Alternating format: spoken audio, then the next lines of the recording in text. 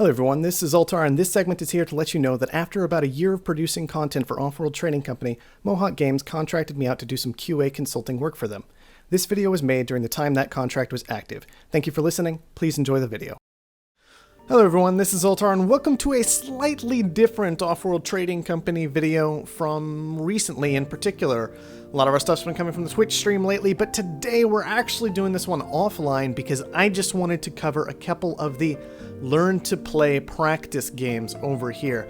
People have been struggling, in particular from what I've seen online, with proof of employment and managing expectations, so I went ahead and knocked out the first three real quick so we could get down to proof of employment. And I'm going to be covering that one and managing expectations, and so we're just going to give it a shot and see what happens. Haven't really looked at the missions yet. I don't think that's going to be a problem. Let's just go ahead and hop right into it. So, proof of employment, there's a lot of words there. Apparently there are tips. Let's see what the tips say and see if they're any good. Working closely with scientists can accelerate your progress as long as you know how to take advantage of their genius. Their buildings can be supplied by the resource deposits that they are constructed on. So allow farms, yes, this is good. You can also research patents in half the time. Just a quick little rundown on the scientific headquarters. We're going to be going over that while we're actually in the game, so let's just hop on into it. Okay, so don't know what the map looks like. As you can see, we can see that there's supposed to be iron down in this area, water up in this area, some carbon, aluminum over here. We're probably going to head down to the iron because that's the most important resource for us at the start of the game. But before we do that, I'm going to point out something that most people aren't going to do. I want you to take note of this. We see this neutral colony here. We actually start staring at it, and a lot of people don't realize how important this is. The neutral colony is going to consume resources and drive up prices. In particular, this game, if we scroll over it, we can see that the neutral colony is going to start off by consuming 1 power, 0.5 water, 0.75 food, and 0.25 oxygen per second. So in particular, the biggest number there is power. So we probably need to be on the lookout for power in particular getting more expensive than we might expect this game. So that's just something we can see right at the very start. We're going to need to pay attention to power this game. All right, that said, let's look for a founding location. We're a scientist this game, guaranteed. That's how it works on managing expectations. We have to play as a scientist. And so we're just going to be poking around trying to find a spot that we think is good for a scientist. Now down here we've got some iron, and that's very usable, but we would like another resource to go along with our iron. Something like silicon or water would be fantastic. So I'm poking around here. No silicon, unfortunately, but more iron. That's good, and here we go. This is more what we're looking for. So our opponent, Joji, found it in the aluminum iron area. That's very, very nice for a robot. Makes a lot of sense for him to go ahead and do something like that. I don't know how much more I want to poke around this map, so I might just get founded quickly before anybody takes the spot that I'm seeing away from me. No idea what the rest of the map looks like. We'll just go ahead and give it a found, and then if there's something that would have worked out better, I'll go ahead and point that out. So let's see.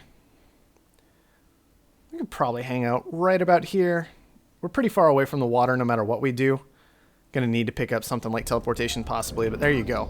So we got founded. Thankfully, there doesn't seem to be any better location on this map except possibly right down in this corner, but the hills are getting in our way. It's actually not that good of a scientist map, so what you typically want as a scientist is a nice iron patch right next to a nice water patch. And as you can see, we're pretty close here, but they're not quite adjacent.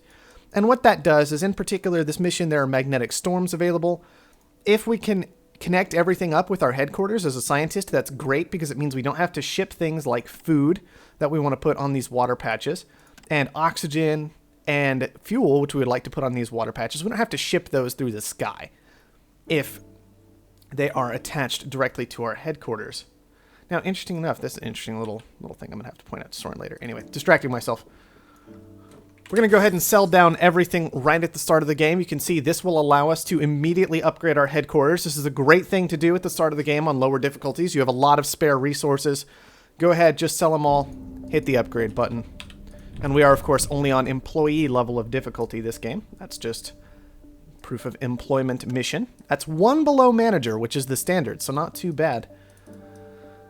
Let's see. We don't have a whole lot of spare cash, so we're going to need to wait for these steel mills to come online, but we can go ahead, since primary resources don't cost anything to put down, like mines and pumps and such. You can see that the mines are free. They don't have a resource cost, unlike, for example, the condensers, which cost 5 glass, the reactors, which cost 10 aluminum, 40 steel, so on and so forth from there. So we're just going to take a mine, We're going to drop it on this aluminum. I clicked on iron. It really doesn't matter. It's still a metal mine. It's still a metal mine, guys. Doesn't matter. We're just probably going to take the 1 aluminum. Might be able to get away with 2 on this mission. After that, we're probably going to put up some water for the moment. Just to have something that's free. It doesn't cost us literally anything to do that, assuming we want that tile. It doesn't cost us a thing. So we're going to go ahead and do it. 3 claims left to take a look at. Tell you what, I'm not seeing a lot of silicon on this map, so I'm actually just going to go ahead, I think, and take a couple of those away from the computer, make sure they don't have access to them, and then I might just throw down another steel. I did talk about power being important, but obviously we're not that far into the game yet, so I don't think I'm going to worry about it just yet. Now, I'm going to crash out silicon and water pretty quickly at this rate, but I do have a plan moving forward. So my basic idea is, as we talked about with power's probably going to go up in price with all these offices on the board, especially because we see that this robot, he has steel mills down. Those cost a lot of power. Scavenger, not such a big deal, but another expansive colony down here, they're probably going to put down steel and possibly reactors later. Those cost a lot of power. Definitely something to watch out for. So what I'm going to do now is I'm going to very quickly buy up 40 glass so that I've got it secured for the upgrade, because I'm not making glass. And I can expect that everybody else is going to want glass too, to put down things like farms, to do things like upgrading. So I'm just going to get that glass very, very quickly for myself. I'm grab a goon squad right now, just so I've got it for later. Could have also bought a claim, would have been just fine. So my plan going forward is I want to get to an upgrade. That's obviously like the next big step to do is get to HQ3, because I'm out of claims, right? So I just want to get to HQ3. So I'm going to sell down some water, take the upgrade. We're going to pause very quickly because I want to point out I've been gathering silicon this whole time, but I haven't been selling it, I haven't been using it, I haven't been doing anything with it. The idea is I wanted to use this silicon to very simply put down some solar panels at HQ3. So I've got my silicon gathered up. I don't need to worry about purchasing it, too much of it now. Only need about 60 once this truck lands in silicon. Then if I want to, I can just leave the silicon quarries there, sell it back a little bit for the little bit that I purchased up. I can switch those tiles into glass. I've got options moving forward. Is basically my point. And I've managed to secure power, which as you can see has gone from $40 to $84 already this game. Not even past the first day yet. All right, let's go ahead and we're going to get our solar panels down. Now we're putting our solar panels, it's worth pointing out, we could put them up here and they would generate more power. But we're a scientist in particular, so what we're going to do is we're going to keep our solar panels very close to our base right here. We're going to keep them so that they are connected to our headquarters, because we probably want a patent lab this game. And one of the very nice patents that we can pick up is called superconductor, plus 100% power production when connected to your headquarters. So these will actually produce double their amount of power if we pick up that superconductor patent. Keeping them connected to our headquarters gives us that option. And so that's probably what I'm going to try and do this game. I'm going to go ahead and start the patent lab now. We use that goon squad we purchased initially on the patent lab. Make sure nobody can take it from us. I think that's going to be a nice idea going forward. As you can see, we have a lot of silicon stored up. Probably don't need any more of that. And we do have some resources to spare. So we're going to go ahead and transition right on into that glass market. This is going to make sure that we've secured our ability to upgrade, because we are producing plenty of steel, 3.6 steel a second, which is very nice at the $72 price right now. And then we're producing 2 aluminum a second, and we're going to be producing 1.5 glass a second. So that's kind of a nice distribution for how much we're consuming each of these resources. We need aluminum, steel, glass to upgrade. We guaranteed have access to those. We are definitely going to get to that upgrade. No problem whatsoever very, very soon here. Let's see. We did pick up an extra claim. Kind of looking around at claims, what I can do with them. Oh, another claim auction. So this is just great. This is absolutely fantastic. So what I'm going to do is, no matter how much this auction costs, I'm going to pick it up. Probably won't go above 20 or 28,000 what I have to pay. 32, I might let it go, but I'm actually okay on debt right now. This is going to put me about 50,000 in debt. Oh, 32. That's harder. I think I'm going to do it anyway, just so I can show off how unimportant debt is. 36,000. Give it to me. All right, so we've got 2 claims to spare right now. This is absolutely fantastic. We can see food is getting pretty expensive, and reactors would also make us a significant amount of money. Both food and reactors are looking great. We want to definitely put those on water if we can, because we are a scientist. And putting those on water means we don't have to pay water costs for them ever. So we're just going to put a nice triangle of farms down right there with our 3 claims. You always want to put at least a pair down when building a secondary building like that. A triangle is even better. All these adjacency bonuses are going to be great for us. You'll notice how I've been doing that this whole game. Just adjacency bonus, adjacency bonus, adjacency bonus everywhere. That's all I've wanted, is all these adjacency bonuses on my solar panels, my glass, my food. This is really important. We're letting oxygen go. We're letting fuel go. That's okay. We don't need to make those. We can just buy them for debt. Not a big deal. We want to make money. That's what we care about. Absolutely. I'm going to go ahead and send a little bit of this food over to myself. And you can just do this by alt-clicking on the building. You'll just send whatever's there. It'll come flying right over to you, and that's absolutely great. And then I'm actually going to go ahead and slow myself down and pick up teleportation. So this is a very important scientific patent in particular. You'll see how I have this glass separated from my base. Oh, this is a big deal. I shouldn't have let this happen, but that's all right. I had this glass separated from my base. I have this food separated from my base. So I'm going to pick up teleportation so that it just teleports directly to my headquarters as I get that glass and food. I'm not going to have to wait on it to actually ship on over. It's not going to have to fly over in a truck. It'll just come straight to me as it's being produced. And that's great. That's exactly the kind of thing we want. Actually going to get into a little bit of water. Just hit my upgrade. Very important to note that I just got that upgrade. Now I'm going to go into some water and some reactors, because you can see water's expensive, reactors are expensive. But once again, 2 of each. I want to benefit from these adjacency bonuses. The only thing I'm not using adjacency bonuses on right now is actually this aluminum. And that's because you can see aluminum, very, very cheap. It usually will stay this way. You never want to commit very heavily into aluminum because it's difficult to transition this tile around into anything useful because it's separated from my base. And aluminum, if everybody takes it, as everybody usually will, it usually stays very cheap. So we just took a nice aluminum tile, 1 claim commitment, and we're just sticking on that. But everything else, 2 claims, 3 claims, 2 claims, 2 claims, 4 claims, 2 claims. Very, very important. You want those adjacency bonuses. They make a huge difference in how much you're actually producing. Let's see, extra claim. I think I'll let this one go. I already have plenty of debt. I have more debt than literally everyone else in this game combined, I'm pretty sure. But as you can see, I'm not worried about it. My stock price is still just fine, just a little lower than Joji's over here. Just a little lower. Not a big deal. And of course, I'm HQ4 as a scientist, and I also have 2 patents. Whereas Joji, he recently got down this optimization center. It doesn't look like it's doing much right now. Not a big deal. Not a big deal at all. So we're feeling just fine at this point this game. And I can actually just upgrade to HQ5 right away because I've had all these upgrade resources running this whole time. Food making me great money, water making me decent money. Now we've got that fuel and oxygen online. We're already HQ level 5. Day 3 isn't even over yet. We have great steel production. Steel very expensive. Everybody needs it to upgrade. People throwing down geothermal plants. All kinds of great things happening for us this game. Tell you what I'm going to do now is I'm going to finish up this little triangle of glass kilns. That sounds good to me. Really, really like to see plenty of glass kilns available. And then I kind of, in some ways, I want to get into electronics. I don't really have a great place to do that, but what I can do is I can get a little silly here, right? So electronics, we're going to pause real quick and talk. Electronics require aluminum, carbon, silicon, power.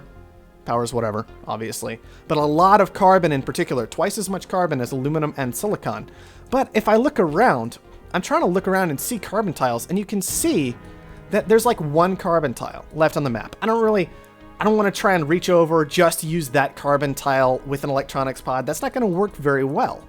And so what I'm going to do instead is I'm going to come over to my patent lab and I'm going to use another great patent for scientists in particular. We're going to take carbon scrubbing. Buildings which need carbon, collect it from the atmosphere. Now, carbon's not very expensive right now, but of course, this is a free market. I believe we only have about 1 opponent producing carbon. So he theoretically has a monopoly on it, and then just a couple of these dry ice condensers. Dry ice is available this game, but that can give you carbon, but a lot of people don't really make use of it. Computers do sometimes. But if we get carbon scrubbing, we don't need to worry about what happens in that carbon market. It can go up, it can go down, we don't care. We just get all of our carbon that we need to produce resources for free, so we're going to take carbon scrubbing. That'll let us build electronics very, very easily. And what I'm actually going to do, we saw that electronics also took aluminum, so I'm going to put my electronics factories on this aluminum, And then I'm just going to put another one with them. This one will have to pay for its aluminum and its carbon for the time being until carbon scrubbing comes up. But that's okay because it's got friends. It's providing an adjacency bonus. That bonus will easily make up for that little bit of aluminum purchasing we are going to have to do. 3 claims left. I have a lot of options with what I want to do from here. As you can see, one of our opponents has gotten into a pleasure dome, making him $150 a second. That's pretty nice with power at 70 right now. So what I think we want to do is we're going to build our own pleasure dome. And I'm just kind of showing off different patent lab options at this point as well. So they have 3 adjacency bonuses with habitats, giving them a nice little boost in income. We also are going to have 3 adjacency bonuses, so we'll be equal with them in the pleasure dome. And what's great is this is going to knock down some of their income from the pleasure dome, which is exactly what we're looking for. Just get rid of some of their nice income, get that income for ourselves, and then, now that carbon scrubbing is almost done, we're going to go ahead and take virtual reality. Extra profit from the pleasure dome. There are all kinds of fantastic patents that you can make use of to get through these games. Very, very nice to have. We should not be selling steel quite so much right now, because what we want to do, we're starting to run low on claims. We're pretty low on claims at this point. Sell down some glass there. But the reason we got the electronics up is we wanted to push to an off-world market. There's all kinds of stock buying going on. Ignore that for the timing. It's not a big deal. But we want this off-world market. So we're going to stop selling our steel. We're going to save up a little bit just for a while so we can get this off-world market down. Now, you can see that silicon's gotten pretty expensive because we've had to pay for that in our electronics factories, but they're still making good money, so we don't need to worry about it too much. So our goal right now is this off-world market. We have enough money to build it, so we're just going to do that. We're going to pick a tile that's kind of away from all of our other tiles, because if our off-world market gets attacked by something like EMP, Slowdown Strike, Power Surge, 2 of those are available this game. I'm going to bid on this. We would really, really like to have only the off-world hit, not all of our other buildings. So Optimization Center Auction 1 for 24,000. That's great. We'll talk about that for a moment as I pause. Now we have a lot of debt, but we're still okay. Still B bond rating, only 10% interest rate. We're going to need to start paying attention to our debt now, but we're still doing all right. So, as you can see, the Optimization Center I can use to upgrade all kinds of different resource production. What resource am I going to want to upgrade becomes the question, though. So what we're going to do here is we're going to look at the off-world market. And we're going to see that not only is food expensive on-world at $110 a piece, but it's also expensive off-world, $650 a piece. So I'm going to go to this Optimization Center. I'm just going to upgrade our food a little bit, just a couple of times, commit some money to that. And just be like, yeah, now we're going to have some stronger food production. And I'll just come back here occasionally and make sure that I'm using this Optimization Center. Important to note that this requires chemicals. This takes chemicals to run. This is kind of a weird auction. I don't know if this will happen for you guys when you do the mission, but because it takes chemicals, one nice thing you can do at this place is upgrade your chemical production and move into chemical production in order to kind of recoup some of that cash that you're spending initially on upgrading all these other resources. So you kind of know in advance what one particularly valuable resource is going to be as you move forward. Now I'm going to go ahead and get this off-world online. We're going to make sure we've got a goon squad on it to protect it from power surges and such. Slowdown strikes we can't defend against, but that's okay. We're still going to go ahead and get this market down. Then I'm going to start buying up stock. And I want to kind of buy up my own stock just to secure myself. If I get to all 5, I can't be purchased easily by anybody. If somebody were to get 6 in me, or if just everybody combined got 6 in me, I'd be knocked out of the game. But if I get 5, I stop that from happening. I get a solid block like Joji has here, and they have to purchase all 10 of my stock instead of just 6. It's very, very nice. Also, important to note that I want to get this done before I actually pay down my debt too much. My debt's actually flying down right now because of this solar flare when I've got these solar panels up. So you can see they're making me an insane amount of power right now with superconductor. These are producing 7 power per tile right now. It's absolutely ridiculous. Anyway, but I want to buy up my stock before I think about paying down debt, because my debt lowers my stock price. And if I'm the one benefiting from that by buying the stock, that's absolutely great. So I buy stock, then I pay down debt, and so I got my stock for cheap, and then I just raised my stock price very, very high for when other people are trying to come to kill me. Definitely something to think about. So I pointed out earlier that this electronics factory, you can see that it requires aluminum. You can see this in the tooltip right here, losing 0.25 aluminum per second, whereas these are getting it for free with the science benefit. So what we're going to do now is I would like to fix that. So I'm going to take slant drilling, can mine in adjacent tiles, and when slant drilling completes, this aluminum tile, or this electronics factory, will be able to mine this aluminum tile, and I'll no longer have to pay aluminum for it. It's just a small benefit here in this game, not actually all that important, but I just wanted to show you guys how slant drilling works in this particular scenario. And then I'm going to go ahead and queue up thinking machines, reduced sabotage damage for buildings 1 tile away from your HQ. So that's a buildings adjacent to your headquarters. So for example, this solar panel would be affected. These two would not by thinking machines, but it means that if any of these few tiles that I have, I've got 6 of them right now, were to be hit by the black market, it would not be as effective. It would be half duration, half repair cost, things like that. And that's very important because I have this off-world market down. It's adjacent to my headquarters. It's protected by a goon squad for now. But later on, if I can't protect it by a goon squad, thinking machines will partially defend it, will help it recover faster, and I'll be able to keep that very, very important building online long term. Let's unpause. I'm going to transition very quickly out of glass and into silicon. You can see silicon's very expensive, glass about the same amount, but we produce silicon twice as fast as we produce glass on even these low tiles, up to 4 times as fast off of high tiles. So I'm going to switch to silicon for the moment, gather that in, then switch back to glass. Now, Offworld Market is online. I went ahead and queued up a food launch here, and I've actually told my Offworld Market that what I want it to do permanently, for the time being, is just sell food. So I don't have to come back to it and tell it to sell food every minute. It will just keep launching food, and I did that just by shift-clicking food. I can also give it the option to launch oxygen, so now it'll pick between the two. If it wants to sell food or if it wants to sell oxygen, it'll just randomly pick between these two, and I did that just by shift-clicking on these launches. The little asterisk comes up, and then the Offworld, assuming we have the cash to start the launch, will launch 100 of each of these resources off-world. It'll be just great for us. Slowdown strike came down onto our solar panels, a bit of an issue. We're now leaking that expensive power, but of course that's just causing us to gain more debt. We're not actually all that concerned about it. Gonna sell down this silicon for a huge profit. Go ahead and move into nice little off-world market. Come back to our optimization center. May as well increase our power production since we seem to be struggling with that a bit. And we'll increase our steel and electronics production as well since we've been using a lot of those. Those prices are very high right now. All right, slant drilling is done. So you can see that this electronics factory now has science aluminum instead of having to pay for aluminum. So these are literally just costing me silicon for the time being. A little bit on this claim. $139,000 in debt. Am I worried about it? Not at all. Look at my stock price. It's still way better than everybody else's. Why do I care? I'm just going to buy some of my own stock. I sound like a great investment right now. I seem to be doing very well this game, so I'm just going to go ahead and I'm going to buy my stock. And this is great because I can get all 10 of my stock. This raises my stock price once again. I'm just letting that bid go because I really don't care.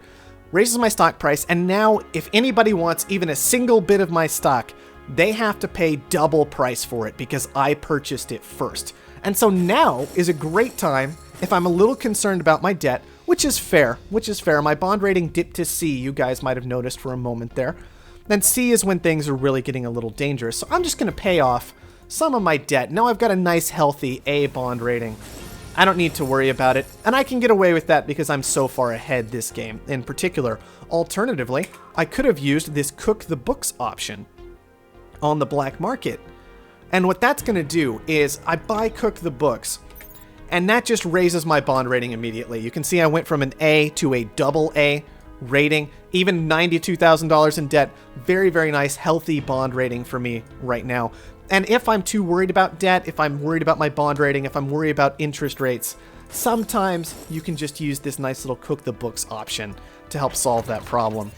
I also want to take a moment to go ahead and point out that with virtual reality, you can see that we are making much better money than our opponent with the Pleasure Dome. And we're also making more money than we used to because everybody has kept expanding this game. We've seen more habitats added, and the Pleasure Dome's income is attached to the population of the region that you're in. More habitats is more population. Higher level headquarters is more population, especially expansive headquarters. They provide a huge bonus. The exception to this is robotic corporations. They're staffed by robots. As it turns out, robots don't need pleasure domes. And so they do not contribute to the income at all. Now, at this point, I'm feeling pretty dominant. I have a lot of cash plus resources, you can see here. I'm HQ5. I've got 2 Offworlds. Nobody else has an Offworld. I'm going to buy up a Dynamite in case they think about it. Ooh, solid little power surge onto our Offworld there. So our Offworld is frozen, but only for 14 seconds right now. You can see 13, 12, 11, just keeps going down. Very, very nice. This is really thinking machines plus us being a scientist helping out. So scientists are already resistant to black market. So my Offworld gets hit by a power surge. I don't really care. Look at that. Less than 20 seconds later, it's back online launching. That only cost us about a third of a launch. Not a big deal whatsoever because we have that thinking machines plus the scientific bonus going. So not many patents left. We'll go ahead and take perpetual motion. But once this is done, assuming somebody doesn't beat us to it, like even if they do, the patent lab at that point becomes useless. It's important to note that once the patents are gone, once they're taken by somebody, nobody else can get them. So once they're all taken up, even if that player is eliminated, they still have that patent. And so at that point, we can just very safely scrap this patent lab and go ahead. We can go ahead and bid on this pleasure dome and go ahead and transition it. And we'll probably turn it into an optimization center or a hacker array, as those remain useful for a very long period of time. So I'm actually bidding on this pleasure dome. I've already got one, but I can take this other one. And what's great is I can just scrap this so it's not getting in the way of my initial pleasure dome income. And I'll just put down a hacker array over here. That's fine. We'll just put down a hacker array on that spot. It's still a free tile that we can use. So it's very, very nice for us to have picked up. I'm going to grab a slowdown strike and throw it at Joji. I'm a little concerned about Joji. You can see he's using those chem prices we drove up very effectively. And he's targeting us with dynamite, so we want to eliminate him. I had the cash to actually just do that, which is pretty gross. Took a lot of cash, but we got it done. Just bought him up very, very quickly. We've eliminated Joji. Now the slowdown strike was actually kind of problematic because now we own Joji. And what's happening here is you can see that instead of a stock price, Joji is showing an income here. Plus 245, 230. It's variable, but it's just the income that we are getting at this moment from Joji is what that is. So every second, we just get $200, almost $300 in our pocket because we bought Joji. It's just straight going into our cash.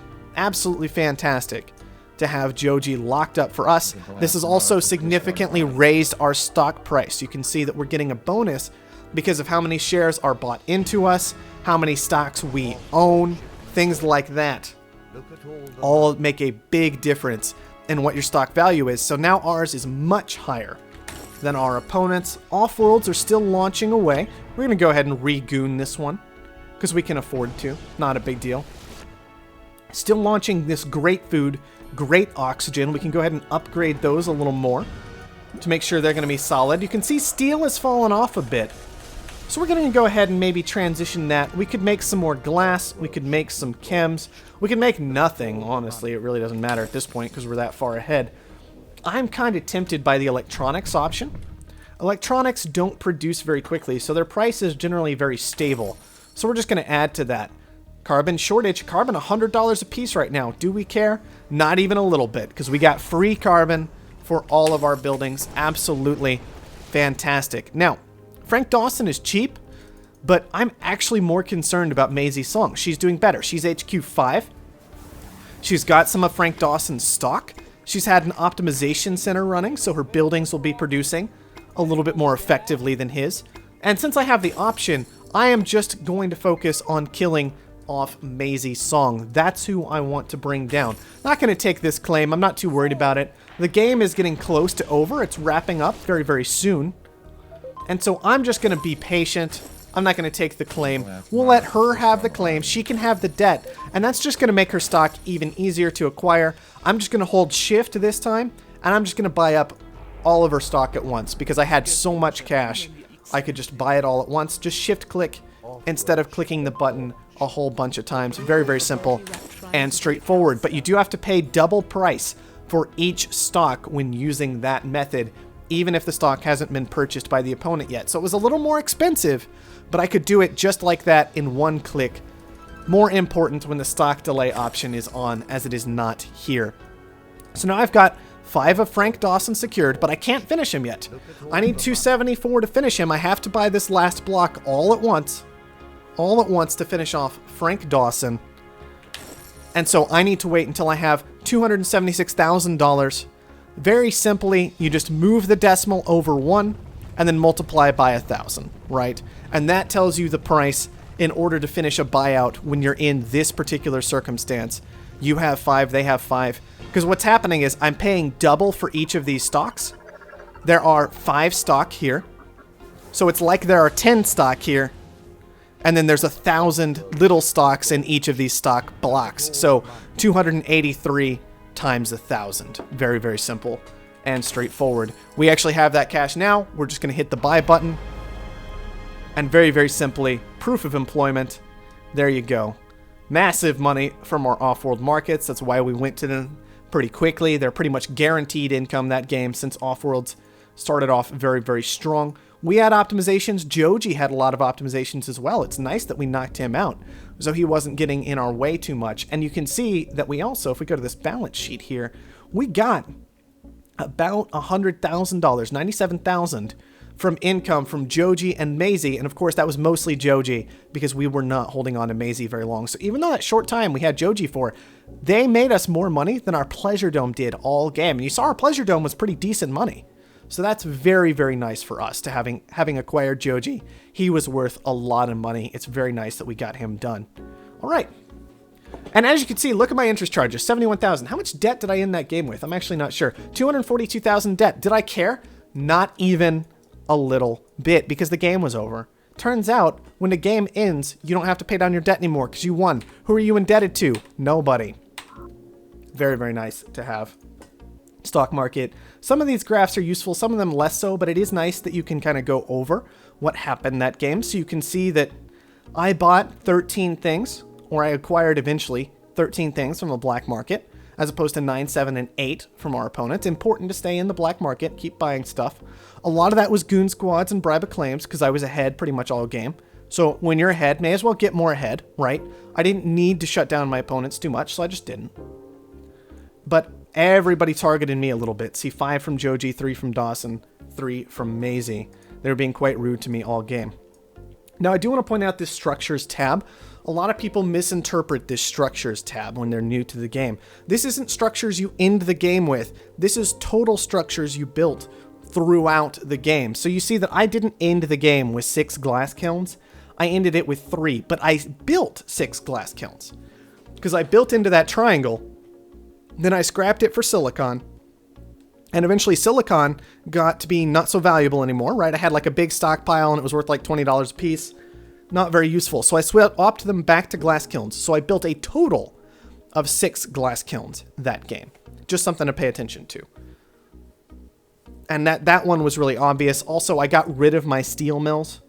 So that was the 4 steel mills that I built, and that was it. Just something important to pay attention to. And then you've also got this. This is the really nice tab, production and sales. You can see I bought a lot of power, but I also sold a lot of power. This auto sold is in parentheses, and it is included in this sold. So all of my power buying and selling was automatic.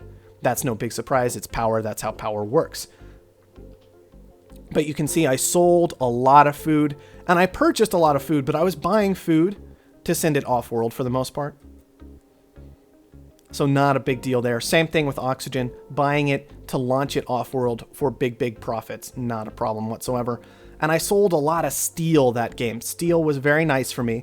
I had that iron location, so I didn't need to pay iron for my steel. I could very easily ignore iron's price, keep pumping out steel, use it to upgrade, and then sell it down. It was very nice. And then electronics and glass also doing great work, letting me get that off-world online, and then making me really good money for the duration of the game. It was very, very nice. Very well done. Very useful stuff here. You can also look at your opponents, and compare your opponents to you or each other, right? You just click on somebody, they become the primary, scroll over somebody, and they are the secondary. So you can see nobody else sold anything off-world if we're looking at the sold off-world column here.